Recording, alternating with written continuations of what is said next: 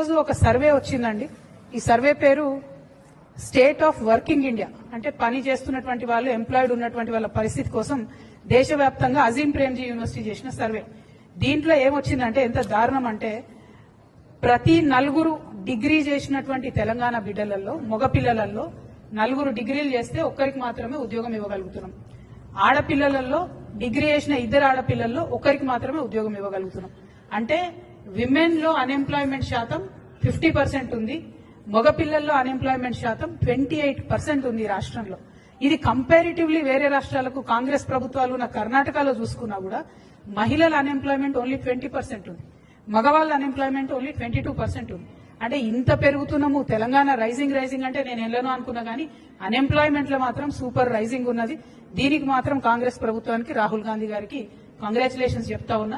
ఎందుకంటే మీరు వచ్చి అశోక్ నగర్ లో ఫేకిలు రాహుల్ గాంధీ గారు, మిమ్మల్ని ఇయాలటి నుంచి మా హైదరాబాద్ లో సలీం ఫేకు అని ఉంటాడు, ఆయన సినిమాలలో మస్తు నవ్విస్తాడు మనందరిని. హైదరాబాదీ స్లాంగ్ ని, హైదరాబాదీ ఫేకుని, ఆ